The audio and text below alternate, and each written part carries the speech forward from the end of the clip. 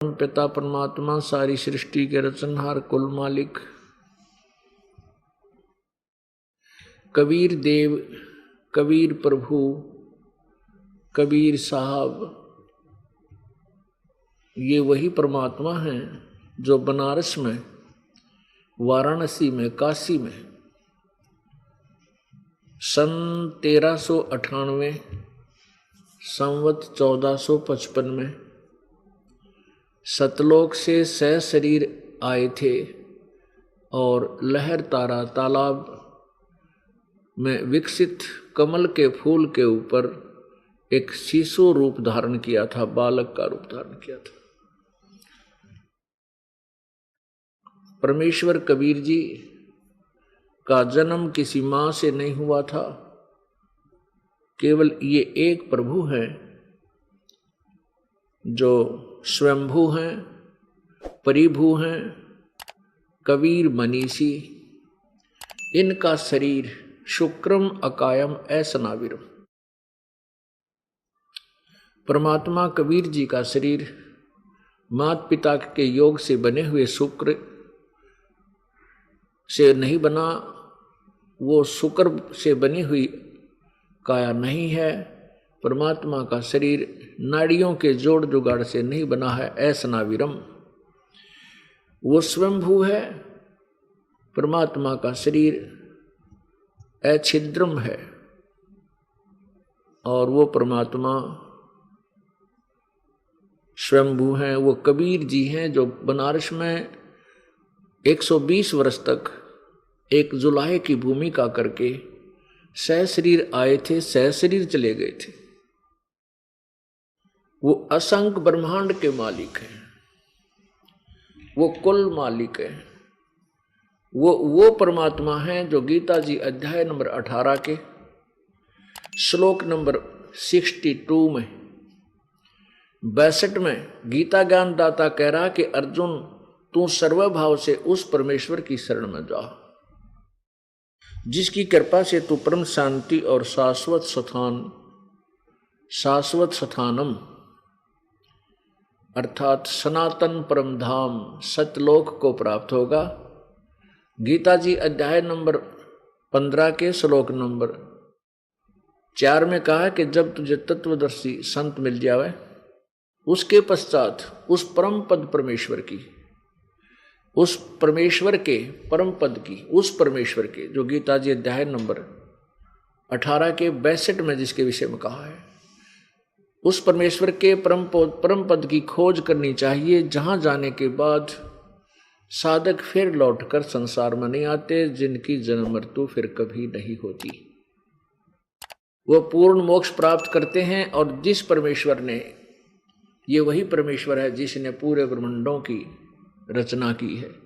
गीता ज्ञान दाता कहता है कि मैं भी उसी की शरण में हूं और उसी की पूजा करनी चाहिए, उसी से पूर्ण मोक्ष होगा। गीता जी अध्याय नंबर 7 के श्लोक नंबर 29 में 29 में गीता ज्ञान दाता कह रहा है कि जो तत्ब्रह्म से यानी उस परमेश्वर से, जो गीता जी अध्याय नंबर 18 के श्लोक नंबर 62 में जिसके विषय में कहा है, तत्ब्रह्म यानी उस परमेश्वर के तथा संपूर्ण आध्यात्मिक ज्ञान से, उस परमेश्वर से तथा संपूर्ण आध्यात्मिक ज्ञान से और सब कर्मों से, पुण्य पाप आदि सभी कर्मों से जो परिचित हो जाता है, वो व्यक्ति फिर केवल जरा और मरण से, जरा माने बुढ़ापा, मरण मीन मृत्यु, यानी बुढ़ापा और मृत्यु ये सबसे ज्यादा दुखदाई इस मानव शरीर के लिए होते हैं।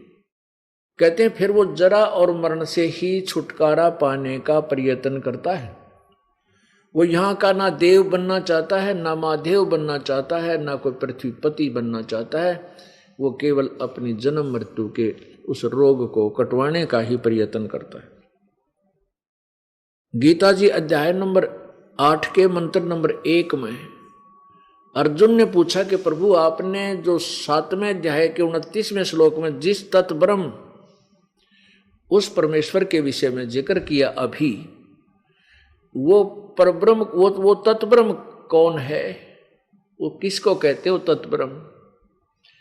गीता ज्ञान दाता ने 8वें अध्याय के 3रे श्लोक में उसका उत्तर दिया है कि वो परम अक्षर ब्रह्म है। पुण्यात्माओं, ये एक ऐसा सामूहिक सत्संग शिक्षा केंद्र है, आध्यात्मिक शिक्षा केंद्र। इसमें आपको ये महीने में 6 पीरियड अटेंड करने पड़ते हैं। 6 सत्संग होते हैं 6 दिनों के, और इनको आपने अटेंड करना होता है। और इन 6 दिनों के अंदर हमने वो कंप्लीट सिलेबस करवाना होता है, जो पूरे वर्ष में आपको रह कर रिवाइज करवा के वो परमात्मा की महिमा आपके हृदय में जचानी होती है। जब आपके हृदय में ये सत्य ज्ञान तत्व ज्ञान फीड हो जाएगा, समा जाएगा, फिर वो अज्ञान हट जाएगा। 3 परमात्मा है। एक ब्रह्म, जिसे क्षर पुरुष भी कहते हैं, जिसे क्षर ब्रह्म भी कहते हैं, इसको ईश भी कहते हैं। अब एक परमात्मा के 3 पर्यायवाची शब्द हैं। ब्रह्म, इसको क्षर ब्रह्म कहो। क्षर ब्रह्म माने नाशवान परमात्मा, क्षर ब्रह्म। इसको क्षर पुरुष भी कहते हैं, क्षर पुरुष, और इसको काल ब्रह्म भी कहते हैं, और अकेला ब्रह्म भी कहते हैं। ये 1 नंबर का, ये सबसे पहला, सबसे छोटा भगवान है। 21 ब्रह्मांड का स्वामी है, 21 ब्रह्मांड। और दूसरा जिसे अक्षर ब्रह्म बोलते हैं, अक्षर ब्रह्म, इसको अक्षर पुरुष भी कहते हैं। ये दूसरे नंबर का प्रभु है, और इसका 7 शंख ब्रह्मांड, नील पद्म शंख, 7 शंख ब्रह्मांड का स्वामी है। और तीसरे नंबर का जो परमात्मा है वो परम अक्षर ब्रह्म, उसको परम अक्षर पुरुष भी कहते हैं, उसे सत्य पुरुष भी कहते हैं। सत्य पुरुष माने वास्तविक अविनाशी परमात्मा, और उसको पूर्ण ब्रह्म भी कहते हैं, उसको पार ब्रह्म भी कहते हैं। एक पर ब्रह्म और पार ब्रह्म में अंतर है। पर ब्रह्म ये 7 शंख ब्रह्मांड का मालिक है, और पार ब्रह्म कहो, पार माने सबसे पार, सबसे आखिर वाला, यानी सबसे टॉप मोस्ट, इसे पूर्ण ब्रह्म भी कहते हैं, सत्य पुरुष भी कहते हैं, इसको अकाल मूर्त भी कहते हैं, इसी को शब्द स्वरूपी राम भी कहते हैं, इसी को सतपुरुष भी। वही सतपुरुष कहो चाहे सतपुरुष, ये भाषा भिन्न है। पंजाबी में पुरुष बोल देते हैं, हिंदी में पुरुष बोल देते हैं। तो ये 3 परमात्मा है, 3 ब्रह्म, परब्रह्म और पूर्ण ब्रह्म। इन्हीं को पहले को क्षर ब्रह्म, क्षर पुरुष, फिर अक्षर पुरुष दूसरे को, और तीसरे को परम अक्षर पुरुष। तो ऐसे ये 3 भगवान हैं। और पूर्ण जो परमात्मा है, परम अक्षर ब्रह्म है, जो पूर्ण ब्रह्म है, वो असंख्य ब्रह्मांड का मालिक है, जिनमें ये अक्षर पुरुष के, अक्षर ब्रह्म के 7 शंख ब्रह्मांड भी उसी के अंतर्गत आते हैं, और 21 ब्रह्मांड इस ब्रह्म के भी उस पूर्ण ब्रह्म के अंतर्गत आते हैं। यानी कुल मालिक वो पूर्ण ब्रह्म है। वो कौन है? वो कबीर है, वो कबीर देव है। वेदों में उसे कबीर देव कहा है, कुरान शरीफ में उसे कबीर, अल्लाह कबीर कहा है, अल्लाह अकबर। अकबर कहो, कबीर कहो, कबीरन कहो, खबीरन कहो, खबीरा कहो, कबीरा कहो, ये अपनी भाषा के अंतर्गत उसी परमात्मा की तरफ बोध करते हैं। और अरबी भाषा में कबीर का अर्थ बड़ा भी होता है। अब उन बोली आत्माओं ने उसका अर्थ अल्लाह अकबर का अर्थ कर दिया, बड़ा भगवान। किसी ना किसी कोई भी नाम है, उसका मीनिंग अवश्य होता है, उसका कोई ना कोई अर्थ बनता है। इसी प्रकार कबीर देव, वेदों में कबीर देव है, हम उसे कबीर बोलते हैं। कबीर को हमारी विशेषकर भारतवर्ष के अंदर जो हिंदी भाषी और अनएजुकेटेड हिंदी भाषी और अनएजुकेटेड अशिक्षित जो वर्ग क्षेत्र है पहले था, वो एक ऐसी लोकल लैंग्वेज थी। हम वे को बै बोलते हैं, जैसे वेद प्रकाश वेदपाल को हम वेद प्रकाश वेदपाल बोलते हैं, बै बोलते हैं। तो इस प्रकार वेदों में कबीर देव, उस कबीर देव की महिमा वेदों में कलम तोड़ लिखी है।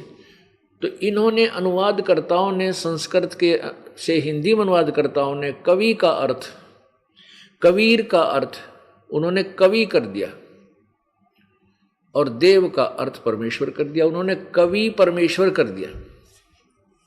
अपनात्मा हम उसको कबीर देव को कबीर बोलन लागे। कबीर साहब कहो, चाहे भगवान कहो, परमेश्वर कहो। तो ऐसे ये भाषा भिन्न अपने अपने भाषा में परमात्मा के नाम, जैसे उपमात्मक नाम है। साहब कहो, साहिब कहो, राम कहो, खुदा कहो, गॉड कहो, अल्लाह कहो या रब कहो, ये सब शक्ति बोधक शब्द हैं और परमात्मा के ही सूचक हैं, बोधक हैं। अब परमात्मा में अंतर होता है। जैसे ब्रह्मा विष्णु महेश भी भगवान हैं। अब आपको थोड़ी सी भगवान की यानी परिभाषा प्रभु की बतानी पड़ेगी, डेफिनेशन ऑफ गॉड, क्योंकि अभी तक हम परमात्मा की परिभाषा से भी परिचित नहीं है। भगवान किसे कहते हैं? अब जैसे किसी विभाग में सभी अधिकारी होते हैं और वो सभी साहब कहलाते हैं, जैसे तहसीलदार साहब, एसडीएम साहब, फिर डिप्टी कमिश्नर यानी डीसी साहब, फिर कमिश्नर साहब, फिर मंत्री साहब, मुख्यमंत्री साहब, प्रधानमंत्री साहब और फिर राष्ट्रपति साहब। ये सभी साहब कहलाते हैं, परंतु इनकी शक्ति में दिन और रात का अंतर होता चला जाता है और बोले जाते हैं सभी साहब। ऐसे ही ब्रह्मा विष्णु महेश ये भी साहब हैं, ये भी गॉड हैं, भगवान हैं, प्रभु हैं। ये कितने प्रभु हैं? जैसे तहसीलदार कितना साहब है, एसडीएम कितना साहब है, डीसी कितना साहब है और कमिश्नर कितना साहब है और मंत्री और कितना साहब है। ऐसे हमने ये हिसाब लाना। मंत्री एक प्रांत में, राज्य जो स्टेट का मंत्री जो होते हैं वो एक विभाग का इंचार्ज होता है और मुख्यमंत्री कितना साहब होता है? वो एक स्टेट का इंचार्ज होता है। और प्रधानमंत्री कितना साहब है? वो ऐसे मुख्यमंत्रियों के ऊपर, जैसे भारत में बहुत सारी स्टेट हैं, 29-30 जो राज्य हैं, उन सब के ऊपर वो सब का साहब है। वो भी साहब है लेकिन वो पूरे भारत का साहब है। इस प्रकार हमने परमात्मा की परिभाषा को समझना है। ब्रह्मा विष्णु महेश ये एक ब्रह्मांड में एक विभाग के मंत्री हैं। एक स्टेट में समझ लो, एक स्टेट में जैसे मंत्री होता है ऐसी सती थी इनकी। एक ब्रह्मांड में एक एक विभाग के 3 मंत्री हैं। रजगुण विभाग के ब्रह्मा जी, सतगुण विभाग के विष्णु जी और तमगुण विभाग के शिव जी। इनका पिता जो ब्रह्म है, जिसको क्षर ब्रह्म अभी आपको बताया, क्षर ब्रह्म भी बोलते हैं, क्षर पुरुष भी कहते हैं, ये एक ब्रह्मांड में एक मुख्यमंत्री का रोल करता है, भूमिका करता है। ये एक ब्रह्मांड में ऐसे ये अपने 21 ब्रह्मांडों में स्वयं मुख्यमंत्री पद को प्राप्त करता है और उसके अंदर प्रत्येक ब्रह्मांड में अलग ब्रह्मा, अलग विष्णु, अलग शिव है। इस प्रकार ये सभी भगवानों की सतिथि आपको बता दी। ये सभी राम हैं, ये सभी अल्लाह कहलाते हैं, इनको गॉड भी कहते हैं। लेकिन ये कितनी सतिथि के भगवान हैं? ये आपको परिचय दिया।